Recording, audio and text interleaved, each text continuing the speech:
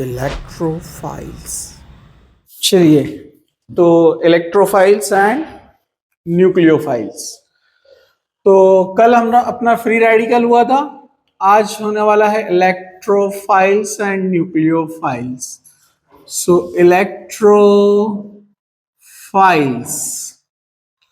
तो ये कल मैंने आपको बताया था, इलेक्ट्रॉन से आया, फाइल मीन्स लविंग, तो इलेक्ट्रॉन लविंग इसको हम यहां पर रेफर करते हैं। तो इलेक्ट्रॉन पे चार्ज है माइनस, तो इलेक्ट्रोफाइल मतलब जनरली ये होते हैं पॉजिटिवली चार्ज, लेकिन ये बेसिक कंसेप्ट है, हम इसको और डिटेल में देखने वाले हैं। तो नंबर 1 पॉइंट आपको याद रखना है कि ये बनता कैसे है electrophile. So it is the result of heterolysis. It is the result of heterolysis, मतलब अनइक्वल ब्रेकिंग जो हमने देखा था। जैसे for example A bond B है, अगर बी का इलेक्ट्रोनिगेटिविटी ज्यादा था, बॉन्ड जब ब्रेक हुआ दोनों इलेक्ट्रॉन बी लेकर गया, ए ने इलेक्ट्रॉन लॉस किया और बी ने इलेक्ट्रॉन गेन किया, तो ये बना इलेक्ट्रोफाइल, बी बना न्यूक्लियोफाइल, ये है इलेक्ट्रोफाइल। तो इलेक्ट्रोफाइल हम यहां पर बोलते किसको है, तो इलेक्ट्रॉन डेफिशिएंट स्पेशीज जो होते हैं, इलेक्ट्रॉन डेफिशिएंट स्पेशीज, यानी जिसके पास इलेक्ट्रॉन की डिफिशियंसी यानी कमी है, जिसके पास इलेक्ट्रॉन की कमी है वो बन जाते हैं इलेक्ट्रोफाइल्स। ठीक है, तो ये हेट्रोलेसिस का रिजल्ट है, यहां पर हेट्रोलेसिस हुआ है, अनइक्वल ब्रेकिंग, इसके वजह से तैयार होते हैं इलेक्ट्रोफाइल और न्यूक्लियोफाइल्स। ठीक है, तो यहां पर अगर हम देखें थर्ड पॉइंट में एग्जांपल, जैसे अगर मैं लिख दूं यहां पर CH3Cl, बॉन्ड ब्रेक होगा, दोनों इलेक्ट्रॉन Cl लेकर गया है, तो कार्बन के पास से इलेक्ट्रॉन लॉस हुए, चार्ज आएगा कार्बन पे प्लस और Cl पर आएगा माइनस, तो यहां पर ये कार्बन इलेक्ट्रोफाइल बन गया है, इलेक्ट्रोफाइल। ओके, अब यहां पर आपको देखना है कि इलेक्ट्रोफाइल कौन कौन हो सकते हैं। पॉइंट नंबर 4 में, ऑल पॉजिटिवली चार्ज्ड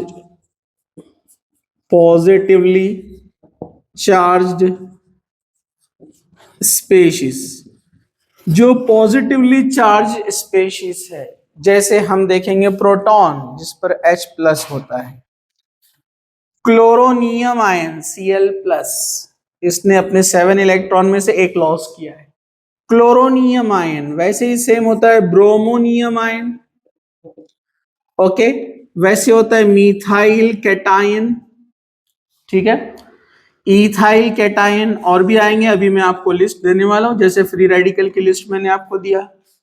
ठीक है, तो ये जो पॉजिटिवली चार्ज स्पेशीज आपको दिख रहे हैं, जैसे नाइट्रोनियम आयन, ये सारे याद रखिए क्योंकि सारे एग्जांपल्स कहीं ना कहीं रिएक्शंस में आने वाले हैं। तो यहां पर इसको प्रोटॉन कहते हैं, इसको क्लोरोनियम आयन कहते हैं, इसको नहीं लिखता हूं मैं क्योंकि ब्रोमोनियम सेम होता है, इसको मिथाइल कैटायन कहते हैं, इसको नहीं लिखता हूं इथाइल कैटायन, इसको कहते हैं नाइट्रोनियम आयन, नाइट्रिक एसिड से मिलता है, SO3H plus सल्फोनियम ion, sulphuric acid से मिलता है, इसको भी हम रिएक्शन में देखेंगे। ठीक है, एसिल कैटायन, ये एसिल ग्रुप, जैसे एसिटिल ग्रुप हम कहते हैं यहां पर एसिटिल कैटायन, तो ये भी इलेक्ट्रोफाइल है, ये भी आगे आने वाले हैं, डोंट राइट, इधर देखो। तो ये पॉजिटिव स्पेशीज आपको जो दिख रहे हैं सब इलेक्ट्रोफाइल है, रीजन सब पे प्लस चार्ज है, और यहाँ प्लस चार्ज का मतलब इलेक्ट्रॉन डेफिशिएंट, इलेक्ट्रॉन की कमी है, और जहां पर इलेक्ट्रॉन की कमी होती है वो इलेक्ट्रॉन ले सकते हैं, तो जो इलेक्ट्रॉन ले सकते हैं वो सब होते हैं इलेक्ट्रोफाइल, और जो इलेक्ट्रॉन ले सकते हैं उनको कहा जाता है लेविस एसिड्स। तो जितने भी लेविस एसिड्स है दे आर इलेक्ट्रोफाइल, ये आपको याद रखना है। क्योंकि एक एसिड बेस का कंसेप्ट है लेविस, जो इलेक्ट्रॉन देगा वो बेस और जो लेगा वो एसिड। जैसे मैं यहां पर लिखता हूं अमोनिया के पास लोन पेयर है तो वो दे सकता है, और यहां पर HCl ये H इलेक्ट्रॉन ले रहा है, तो ये बन गया लेविस बेस जो इलेक्ट्रॉन देता है, और ये बन गया लेविस एसिड जो इलेक्ट्रॉन ले सकता है। और इलेक्ट्रॉन लेने के बाद अब ये बन गया NH4 प्लस, उसने इलेक्ट्रॉन दिया है इसलिए, और यहां पर ये बन गया है Cl माइनस, क्योंकि जब ये बॉन्ड ब्रेक हुआ तो दोनों इलेक्ट्रॉन Cl ने रख लिया, ये बन गया माइनस। अब इसमें ऐसे एक्सेप्शन भी आएंगे, जैसे आपको अमोनिया के ऊपर तो दिख रहा है यहां पर प्लस चार्ज, देखा आपने ध्यान से, यहां पर ये लेविस बेस है और यहां पर एक प्रोटॉन ज्यादा हो गया तो इसको कहते हैं उसका कॉन्जुगेट एसिड, इनको बोलते हैं conjugate acid base pair. Conjugate acid base pair किसको बोलते हैं? जिसमें एक प्रोटॉन का फर्क आता है, एक डिफरेंस, जैसे इसमें और इसमें एक प्रोटॉन का फर्क है, एक H प्लस का फर्क है। सेम अगर आप HCl और Cl को देखेंगे तो दोनों में भी एक प्रोटॉन का डिफरेंस है ना, ठीक है, Cl और HCl दोनों में डिफरेंस कितने का है? H। तो इनको भी बोलते हैं कॉन्जुगेट एसिड बेस पेयर। तो ये कॉन्जुगेट एसिड बेस पेयर है और ये भी कॉन्जुगेट एसिड बेस पेयर है, समझा आपको? किसके साथ? इसके साथ, ठीक है, ये एक पॉइंट भी याद रखना है। चलिए, तो ये पूरे इलेक्ट्रॉन एक्सेप्टर है और जितने इलेक्ट्रॉन एक्सेप्टर होते हैं दे आर लेविस एसिड, तो electrophile Lewis acid. Point number 6 यहां पर मैं ऐड करता हूं, इनकम्प्लीट ऑक्टेट जिनकी होती है, incomplete octet they also act as electrophile। incomplete octet जैसे AlCl3 BeCl2, ठीक है, तो ये एज ए इलेक्ट्रोफाइल एक्ट करते हैं। FeCl3, ये सब लेविस एसिड्स है, और जो लेविस एसिड्स है वो इलेक्ट्रोफाइल है, ये इलेक्ट्रॉन ले सकते हैं, ठीक है। जैसे BF3 है, फेमस एग्जाम्पल हमने पहले देखा था कि ये जो अभी हमने बनाया था अमोनिया जिसके पास है यहां पर लोन पेयर, ये डोनेट कर सकता है BF3 को, ठीक है, ये इलेक्ट्रॉन डोनेट कर रहा है इसको, ठीक है, इसको हम ऐसे बताते हैं, ये डोनेट कर रहा है इलेक्ट्रॉन, तो इसने इलेक्ट्रॉन डोनेट किया है, अब ये NH3 इलेक्ट्रॉन दिया है तो बन जाएगा प्लस और ये बन जाएगा माइनस, तो इस तरह ये एसिड बेस यहां पर दोनों आ गए। तो यहां पर ये इलेक्ट्रॉन एक्सेप्ट कर रहा है क्योंकि यहां पर बॉन्ड कितने, 1 2 3 बॉन्ड, मतलब कितने इलेक्ट्रॉन, 6। ऑक्टेट कंप्लीट करने के लिए 2 ले सकता है वो, इसलिए वो एक्सेप्टर है। तो जिसके पास ऑक्टेट कंप्लीट नहीं है वो इलेक्ट्रॉन एक्सेप्ट कर सकता है ऑक्टेट कंप्लीट करने के लिए, और जो इलेक्ट्रॉन ले सकता है वो लेविस एसिड होता है, और जो लेविस एसिड रहता है उसको हम बोलते हैं इलेक्ट्रोफाइल, समझा? इसके अलावा 7 नंबर पॉइंट पे हम यहां पर देखेंगे इलेक्ट्रोफाइल के बारे में कि जिसके पास एम्प्टी ऑर्बिटल होती है, empty orbital, empty orbital species, they also act as electrophile। जैसे फॉर एग्जाम्पल PCl5, हालांकि PCl3 जब हम देखेंगे तो वो लेविस बेस है, बिल्कुल नाइट्रोजन की फैमिली में आता है ना फॉस्फोरस, तो वो लेविस बेस है, कौन, PCl3। यहां पर छोटा सा बना देता हूं, PCl3 के पास 3 बॉन्ड है और एक लोन पेयर है। फॉस्फोरस नाइट्रोजन की फैमिली में आता है, जैसे इसके पास लोन पेयर है, फॉस्फोरस के पास भी लोन पेयर है, इसलिए वो लेविस बेस है, लेकिन ये लेविस एसिड है PCl5, ठीक है। तो ये कैसे लेविस एसिड है, देखो इसको जरा ध्यान से देखो। जैसे फॉर एग्जाम्पल मैं यहां पर लिखता हूं फॉस्फोरस का electronic configuration 1s2 2s2 2p6, ये हो गया KL। इसको छोड़ दो, लास्ट वाले लेंगे अपन। 3s2 3p3 हो गए 15। तो 3s में 2 इलेक्ट्रॉन है और 3p के अंदर एक एक इलेक्ट्रॉन है। ये 3 इलेक्ट्रॉन है जिसके वजह से वो 3 Cl के साथ बॉन्ड बनाता है PCl3। और ये वाले जो दिख रहे हैं आपको, ये लोन पेयर है। ये यहां पर जो लोन पेयर दिख रहे हैं ना आपको। लेकिन जब हम PCl5 की बात करते हैं, मतलब 3 बॉन्ड नहीं है, 5 बॉन्ड है, तो वो बाकी के 2 बॉन्ड कैसे बने? ये इलेक्ट्रॉन्स ने बॉन्ड बनाया है, लेकिन एक्साइटेड स्टेट में जाके। कैसे? 3s में का एक इलेक्ट्रॉन चला गया तो एक बचा। 3p के 3 इलेक्ट्रॉन एज इट इज है यहां पर, और 3d जो आगे खाली ऑर्बिटल था वहां पर चला गया है एक इलेक्ट्रॉन यहां से। तो इसलिए अब उसके पास सिंगल इलेक्ट्रॉन कितने हो गए? 5। इसलिए अब वो बनाएगा 5 बॉन्ड PCl5। तो ये केस है PCl5 का, जिसके वजह से क्या हुआ? न्यू एम्प्टी ऑर्बिटल्स है यहां पर। ये एम्प्टी ऑर्बिटल्स में कोई भी अपने इलेक्ट्रॉन लाकर दे सकता है, तो इसलिए ये क्या बन जाएंगे यहां पर? इलेक्ट्रोफाइल। तो PCl5 एक्ट एज इलेक्ट्रोफाइल क्योंकि वो इलेक्ट्रॉन ले सकता है। इलेक्ट्रॉन क्यों ले सकता है? क्योंकि उसके पास ऑर्बिटल एम्प्टी है। समझा आपको? तो ये जिसके पास एम्प्टी ऑर्बिटल रहेगा वो भी इलेक्ट्रोफाइल काम करेगा। इसी तरह 8 नंबर पे आपको देखना है इलेक्ट्रॉन डेफिशिएंट सेंटर जिसके पास होता है। इलेक्ट्रॉन डेफिशिएंट सेंटर, जिसके पास भी इलेक्ट्रॉन डेफिशिएंट सेंटर रहेगा वो भी एज ए इलेक्ट्रोफाइल काम करेगा। जैसे एक न्यूट्रल मॉलिक्यूल है, आप देखो यहां पर, ये मॉलिक्यूल न्यूट्रल है, ये है कीटोन यानी एसीटोन। लेकिन कीटोन में अगर आप देखेंगे तो ऑक्सीजन की निगेटिविटी 3.5, कार्बन का निगेटिविटी 2.5। तो ये जो बॉन्डेड इलेक्ट्रॉन है, 2 बॉन्ड मतलब कितने इलेक्ट्रॉन? 4। चारों इलेक्ट्रॉन किधर भागेंगे? ऊपर की तरफ। चारों इलेक्ट्रॉन ऊपर की तरफ भागेंगे तो यहां पर चार्ज क्या आएगा? Partial negative. यहां पर क्या आएगा? Partial positive. तो जो पार्शियल पॉजिटिव है मतलब वहां इलेक्ट्रॉन की कमी है, ऑक्सीजन ने खींच लिया वहां से इलेक्ट्रॉन। ऑक्सीजन ने खुद के 2 इलेक्ट्रॉन और कार्बन के 2 इलेक्ट्रॉन को अपनी तरफ बुला लिया। समझा आपको? तो यहां इलेक्ट्रॉन की कमी हो गई। अब यहां इलेक्ट्रॉन की कमी हो गई तो यहां पर कोई ना कोई न्यूक्लियोफाइल अटैक कर सकता है ना। और न्यूक्लियोफाइल अपने साथ क्या लेकर आता है? इलेक्ट्रॉन। तो ये इलेक्ट्रॉन एक्सेप्ट कर रहे हैं ना सेंटर, इसलिए उसको भी इलेक्ट्रोफिलिक सेंटर बोलते हैं। समझा आपको? वैसे ये भी हो गया एग्जाम्पल। एक और एक अगर हम लिखेंगे, नाइट्राइल के अंदर अगेन इसकी निगेटिविटी ज्यादा है, partial negative partial positive. Nucleophile यहां भी अटैक कर सकता है। समझा आपको?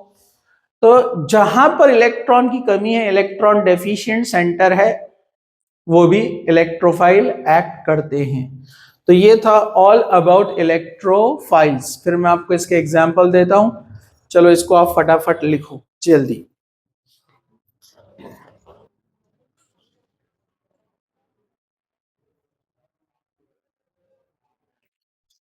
नाउ न्यूक्लियोफाइल्स, ध्यान से देखो, डोंट राइट सब लोग इधर।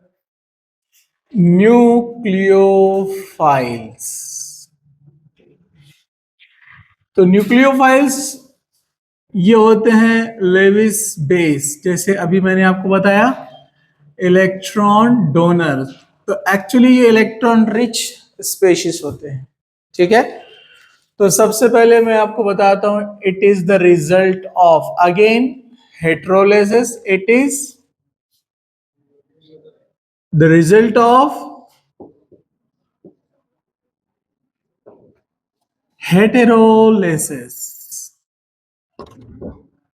ओके, हेटेरोलिसिस का रिजल्ट है ये ए बॉन्ड बी। अभी मैंने बताया फॉर एग्जांपल बी की निगेटिविटी ज्यादा है, बॉन्ड ब्रेक होगा, बी लेकर जाएगा दोनों इलेक्ट्रॉन, ए ने लॉस किया है, तो ये बन गया है न्यूक्लियोफाइल।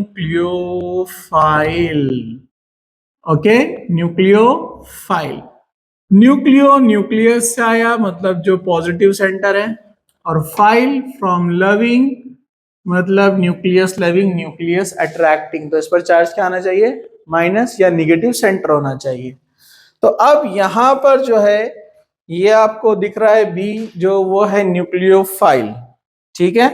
अब उसका एग्जाम्पल यहां पर देखते हैं हम। हाँ, जैसे फॉर एग्जाम्पल आप यहां पर लेंगे एक हेट्रोलिसिस का एग्जाम्पल CH3Cl, या कुछ दूसरा भी ले सकते हैं हम, CH3OH चेंज करके लेते हैं। तो जब ब्रेक होगा तो डेफिनेटली ये क्या बनने वाला है, निगेटिव पार्ट, हम इसको न्यूक्लियोफाइल बोल सकते हैं। Okay, hydroxide ion as a nucleophile बहुत सारी रिएक्शंस में आता है, ठीक है। तो यहां पर जितने निगेटिवली चार्ज स्पीशीज आपको मिलेंगे, जैसे H माइनस जिसको हम बोलते हैं हाइड्राइड आयन, ठीक है, H प्लस प्रोटॉन था और ये हाइड्राइड आयन है। जैसे Cl माइनस इसको बोलते हैं क्लोराइड आयन, जैसे हमने Cl प्लस को क्लोरोनियम कहा था, वो इलेक्ट्रोफाइल था, ये न्यूक्लियोफाइल है। तो क्लोराइड ब्रोमाइड आयोडाइड सब आ गए इसमें। वैसे हाइड्रोक्साइड आयन ये न्यूक्लियोफाइल है, हाइड्रोक्साइड आयन। अल्क ऑक्साइड आयन ये लोन पेयर्स जनरली शो नहीं करता है, लेकिन आपका बेसिक क्लियर है, नो प्रॉब्लम। अल्कोक्साइड आयन ये न्यूक्लियोफाइल है, ठीक है। वैसे ही हम बहुत सारे ले सकते हैं जिसके अंदर यहां पर निगेटिव चार्ज आपको नजर आएगा, वो एज ए न्यूक्लियोफाइल वर्क करेंगे। इसमें यह भी आ सकता है carb anion, carb anion negative charge वाला, इसकी भी लिस्ट मैं आपको दूंगा। इलेक्ट्रोफाइल न्यूक्लियोफाइल दोनों की लिस्ट लास्ट में देने वाला हूं मैं आपको, उसका स्टेबिलिटी ऑर्डर आपको लर्न करना है, ठीक है। अब इसमें एक पॉइंट आपको याद रखना है, जहां निगेटिव चार्ज आपको नहीं दिखेगा तो कुछ लोन पेयर वाले यानी न्यूट्रल न्यूक्लियोफाइल्स भी होते हैं। न्यूट्रल न्यूक्लियोफाइल्स जैसे आप देखेंगे यहां पर, न्यूट्रल न्यूक्लियोफाइल्स जैसे इलेक्ट्रोफाइल के केस में हमने देखा था ऑक्टेट कंप्लीट जिसके पास नहीं है, बराबर है ना। तो यहां पर न्यूट्रल न्यूक्लियोफाइल में वो है जिनके पास होते हैं lone pairs. Lone pairs containing जो होते हैं दे आर न्यूक्लियोफाइल्स। जैसे आप देखेंगे यहां पर अमोनिया, अभी देखा हमने एग्जाम्पल, लोन पेयर है इसके पास, लिखा हुआ नहीं आता लेकिन आपको याद रखना है। फॉस्फीन PH3 या PCl3 अभी देखा हमने, याद है आपको, तो इनके पास लोन पेयर है। H2O ऑक्सीजन के पास दो लोन पेयर, ये भी न्यूक्लियोफाइल का काम करता है। अल्कोहल दो लोन पेयर होते हैं, आपको पता है। ईथर लोन पेयर होते हैं ऑक्सीजन के पास, आपको पता है। थायोल यानी सल्फर वाला इसके पास होते हैं।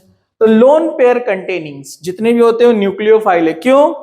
क्योंकि ये लोन पेयर अटैक कर सकते हैं ना, तो दे आर लेविस बेस, और जो लेविस बेस होते हैं वो न्यूक्लियोफाइल होते हैं। जैसे लेविस एसिड इलेक्ट्रोफाइल है, लेविस बेस न्यूक्लियोफाइल, ठीक है। तो लोन पेयर वाले जितने भी हो गए ये सब हो गए न्यूक्लियोफाइल्स। गेटिंग? नो प्रॉब्लम, ठीक है। अब हम थोड़ा सा और आगे बढ़ते हैं। अब एक पॉइंट आता है कि बेस और न्यूक्लियोफाइल को हम कैसे डिफाइन करेंगे। तो बहुत सारे पॉइंट इनमें कॉमन है। जो एक डिफरेंस आपको याद रखना है, न्यूक्लियोफाइल ये भी इलेक्ट्रॉन रिच होता है। जो न्यूक्लियोफाइल्स होते हैं इलेक्ट्रॉन रिच स्पेशीज होते हैं, इलेक्ट्रॉन रिच जिनके पास ज्यादा इलेक्ट्रॉन है, इलेक्ट्रॉन रिच स्पेशीज, ओके। तो न्यूक्लियोफाइल इलेक्ट्रॉन रिच है, तो जो बेस होता है रिएक्शन में यूज होता है, वो भी मैं आगे रिएक्शन में आपको बताऊंगा। तो ये भी इलेक्ट्रॉन रिच है, ये भी इलेक्ट्रॉन रिच है, लेकिन कब उसको बोला जाता है बेस, कब बोला जाता है उसको न्यूक्लियोफाइल। तो न्यूक्लियोफाइल टर्म कब यूज होगा, जब वो कोई भी इलेक्ट्रॉन डेफिशिएंट सेंटर पर अटैक करेगा। जैसे यहां पर आपको दिख रहा है ये कीटोन, और OH माइनस ने आकर इस पर अटैक किया है, तो ये इलेक्ट्रॉन डेफिशिएंट सेंटर पर अटैक कर रहा है, इलेक्ट्रॉन डेफिशिएंट सेंटर पर। तो ये बन गया है यहां पर न्यूक्लियोफाइल। लेकिन अगर कोई एक ऐसा रिएक्शन आपको दिखता है जिसमें प्रोटॉन यानी पॉजिटिव पार्ट के ऊपर आ रहा है ये न्यूक्लियोफाइल, जैसे ये न्यूक्लियोफाइल इस प्रोटॉन को ले रहा है, जब स्पेशली प्रोटॉन ग्रुप यानी H+ को ले रहा है, तो यहां पर उसको कहा जाता है बेस। समझा आपको? ये मेन डिफरेंस है। क्या मुश्किल है इसमें? यहां प्रोटॉन दिख रहा, क्या यहां प्रोटॉन दिख रहा? हो गया ना बेस, बस। क्या सोचने का इसमें? इसने प्रोटॉन को लेकर गया ना एसिडिक, तो बेस है वो। लेकिन in general electron deficient centre पर अटैक करेगा तो कौन रहेगा? न्यूक्लियोफाइल। जब वो किसी इलेक्ट्रोफिलिक सेंटर पर अटैक करेगा तो क्या रहेगा वो? लेकिन स्पेशली जब प्रोटॉन H+ को निकालेगा वो कौन रहेगा? बेस। बाकी प्रॉपर्टीज उनकी सेम होती है। अब स्ट्रॉन्ग बेस, वीक बेस एक अलग पॉइंट आएगा, वो अभी नहीं बताऊंगा मैं आपको, ठीक है? तो अब यहां पर ये न्यूक्लियोफाइल और इसमें आपको डिफरेंस समझ में आ गया। Strong nucleophile, weak nucleophile, strong base, weak base, ये सब आगे आएंगे पॉइंट, ये अभी हम नहीं देखेंगे। अभी हम देखने वाले हैं लिस्ट। जैसे हमने फ्री रेडिकल की लिस्ट देखी थी, फ्री रेडिकल की लिस्ट, वैसे जो कैटायंस और एनायंस है, जो इलेक्ट्रोफाइल और न्यूक्लियोफाइल जैसा एक्ट भी करते हैं, ठीक है, तो उनकी हम यहाँ पर लिस्ट देखने वाले हैं और ये आपको लर्न करना है। हालांकि ये पार्ट आपका जो है कार्बोकैटायन, कार्बोनायन, कार्बन फ्री रेडिकल से रिलेटेड है, लेकिन मैं उसको यहीं पर बता दे रहा हूं, वहां पर भी रिपीट करेंगे हम उसको, ठीक है? तो इसमें आपको एक बेसिक आइडिया आ जाता है कि कंपैरिजन में स्ट्रॉन्ग बेस और स्ट्रॉन्ग वीक कौन कौन है, ठीक है? लेकिन ये लिस्ट जरूरी नहीं है कि इतनी सफिशिएंट है, काफी है। इसमें जब डोनेटिंग और विड्रॉइंग ग्रुप आकर लगते हैं तो इनका इंटेंसिटी कम ज्यादा होता है, वो भी मैं आपको बताऊंगा, ठीक है? तो अब वो लिस्ट हम यहां पर देखते हैं। अगर आप लेते हैं कैटायन, तो फ्री रेडिकल का जो ऑर्डर था सेम कैटायन का ऑर्डर है, सिर्फ दो का फर्क है उसमें। दो ग्रुप अपनी पोजीशन चेंज कर लेंगे, उसके रीजंस आगे आएंगे इंडक्टिव इफेक्ट, इलेक्ट्रोमेरिक इफेक्ट में, ठीक है? तो जैसे हमने देखा था ट्राइफिनाइल, कुछ याद आया? फ्री रेडिकल, अरे याद है क्या? तो यहां पर आएगा कैटायन भी, ट्राइफिनाइल कैटायन। उसके बाद कौन रहेगा? Diphenyl cation. इसके बाद बेंजाइल आना चाहिए ना, लेकिन पहले कौन आ जाता है? Tertiary butyl cation. ये पहले आ जाता है, 2 नंबर पहले आ गया ये। उसका रीजन हाइपर कॉन्जुगेशन ज्यादा होता है, क्यों वो अपन बाद में पढ़ेंगे, ठीक है? इसके बाद यहां पर आएगा कौन? बेंजाइल। बेंजाइल रिंग पर CH2 लगा है, कैटायन। फिर कौन आएगा? अलील। अलील के बाद कौन आएगा? Secondary propyl. उसके बाद कौन आएगा? इथाइल। इथाइल के बाद कौन आएगा? मिथाइल। फिर कौन है? विनाइल, ठीक है? एनाइन में थोड़ा सा ध्यान देना है, पहले वाला लिस्ट में no problem, triphenyl, diphenyl, benzyl, एनाइन में ओके। अच्छा, ये जो फिनाइल रिंग दिख रहा है ना आपको, ये दिख रहा है आपको, ये इसको शॉर्ट में कैसे लिखते हैं? PH। पूरा 3 बार PH भी लिख सकते हैं आप, PH थ्राइस बोल के, एनाइन। उसके बाद कौन है? PH ट्वाइस, मतलब 2, ये वाला। हाँ, इसके बाद कौन है? बेंजाइल। आप उसको PHCH2 भी लिख सकते हैं शॉर्ट में, क्योंकि इनमें होता है रेजोनेंस, वो हम आगे पढ़ेंगे, अभी सिर्फ आप लर्न करना है। इसके बाद कौन है? अलिल, क्योंकि इसमें भी होता है रेजोनेंस।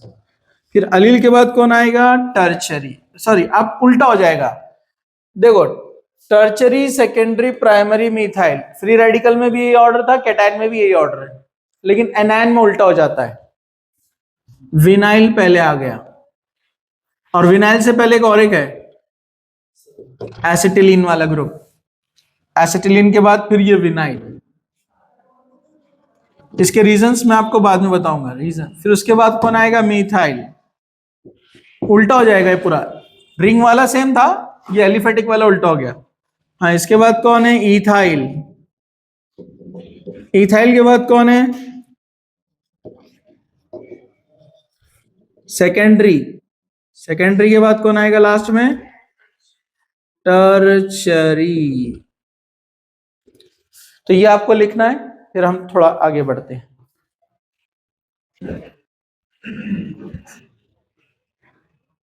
चलिए तो हम आगे बढ़ते हैं, सब लोग तैयार है, इसको बंद। चलिए वो वाला भी। तो अब हम देखने वाले हैं factors affecting nucleophilicity. Factors affecting nucleophilicity. Nucleophilicity को इफेक्ट करने वाले फैक्टर्स कौन कौन से हैं जो न्यूक्लियोफिलिक नेचर को स्ट्रॉन्ग या वीक बनाता है। ठीक है, वो वाला बंद कर दो। चलो इधर देखो ध्यान से। नंबर 1 फर्स्ट है इलेक्ट्रोनिगेटिविटी।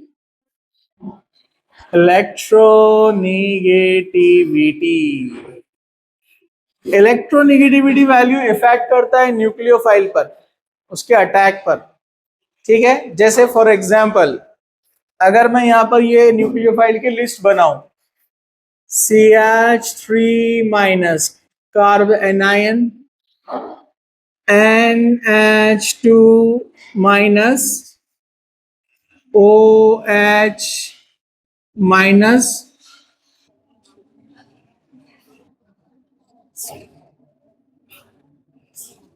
F minus. तो यहां पर आपको दिख रहे हैं 4 न्यूक्लियोफाइल।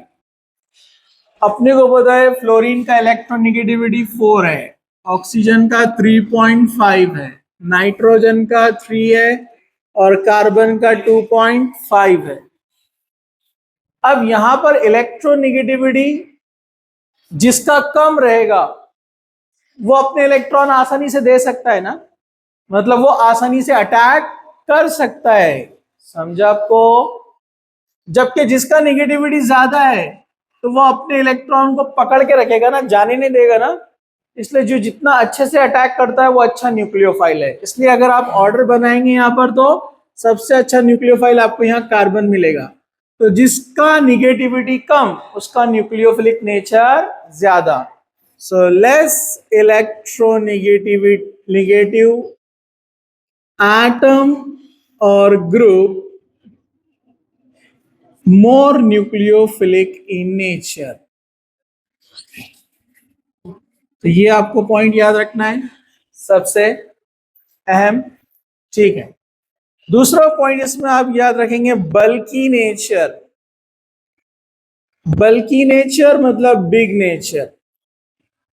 ओके, जैसे मैं यहां पर एक बल्की ग्रुप ले लेता हूं, CH3C CH3 माइनस, और दूसरा एक न्यूक्लियोफाइल लेता हूं I माइनस। तो यहां अच्छा न्यूक्लियोफाइल कौन है, I माइनस। रीजन क्या है इसका, इस लोन पेयर को जाकर अटैक करना है किसी इलेक्ट्रोफिलिक सेंटर के ऊपर, छोटा सा ग्रुप है आसानी से अटैक कर देगा, या F माइनस ले लो। लेकिन यहां पर क्या है, ये बल्की ग्रुप है, बिग ग्रुप, जिन्होंने काफी जगह घेरी हुई है। इसको बोलते हैं हम स्टेरिक इफेक्ट। तो ये जब इलेक्ट्रोफाइल यहां पर खड़ा हुआ है, ये इलेक्ट्रोफाइल के पास अटैक करने के लिए जा रहा है, लेकिन उससे पहले उसके ग्रुप भी बीच बीच में आ जा रहे ना।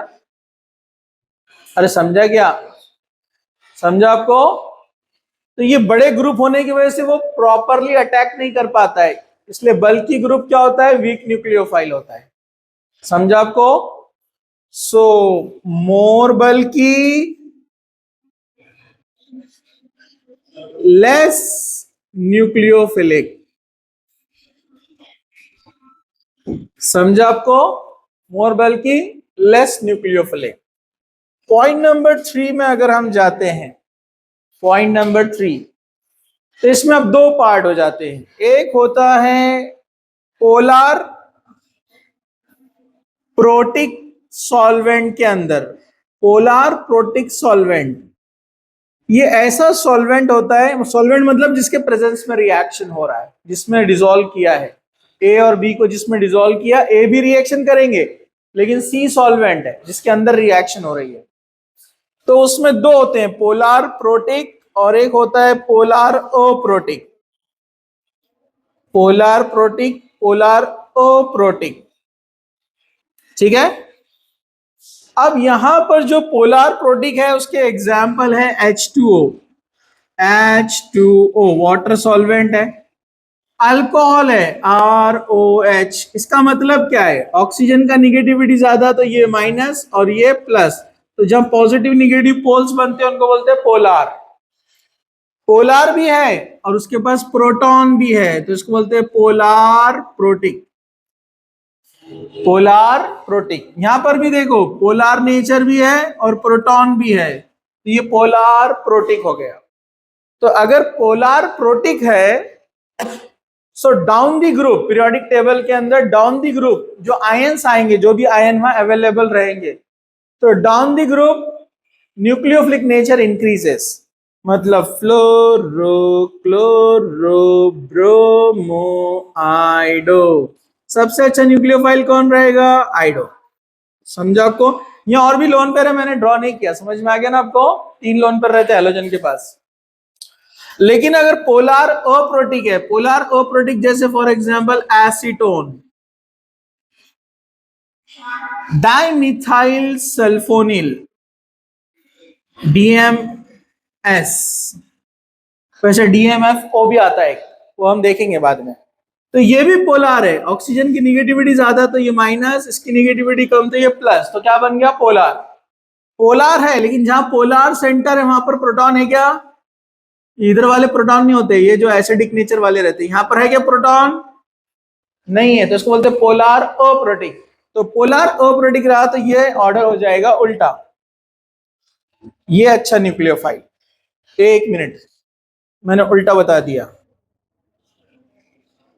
नहीं मैंने सही बताया, लिखा उल्टा मैंने, ठीक है। आप कौन आ जाएगा पहले, I minus,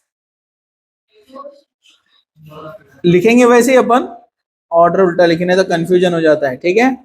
Cl, Br and I, तो फ्लोरो, क्लोरो, ब्रोमो, तो डाउन द ग्रुप डिक्रीजेस।